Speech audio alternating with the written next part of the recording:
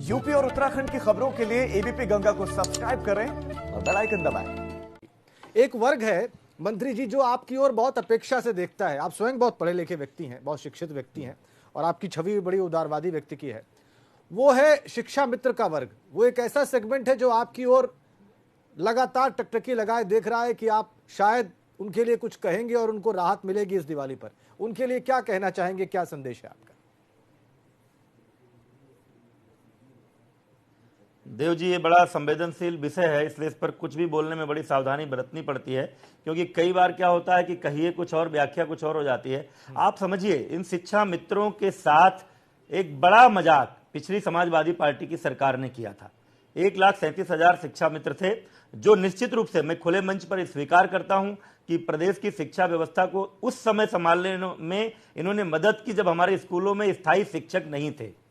भले ही केवल इंटरमीडिएट की योग्यता के आधार पर लोग भर्ती हो गए थे, लेकिन काम करते करते इनको अनुभव हुआ, एक अच्छे शिक्षक के रूप में अपनी भूमिका का निर्वहन कर रहे हैं। लेकिन जब पिछली सरकार ने इनको समायोजित किया स्थायी शिक्षक के रूप में, तो जो आवश्यक संशोधन थे कानूनों में वो नहीं किया। उस आधार पर कुछ छात्र अभ्यर्थी कोर्ट गए, कोई हमारी सरकार नहीं गई थी, और माननीय सर्वोच्च न्यायालय ने उस समायोजन को निरस्त करते हुए ये कहा कि नई भर्तियां निकाले उत्तर प्रदेश सरकार और 2 भर्तियों में इनको वेटेज दे।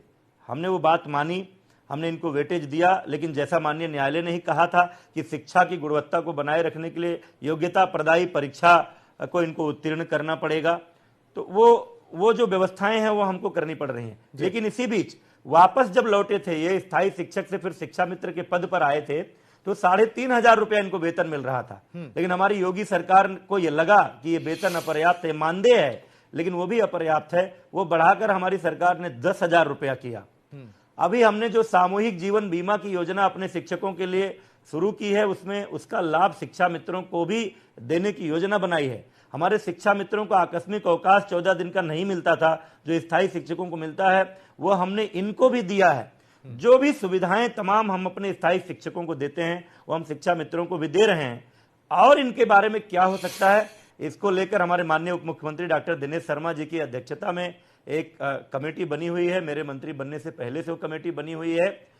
मैं चूंकि उसमें सदस्य में भी नहीं हूं, इसलिए उसमें क्या हो रहा है मुझे जानकारी नहीं है, लेकिन वो कमेटी जैसा निर्णय देगी उस आधार पर सरकार आगे बढ़ेगी।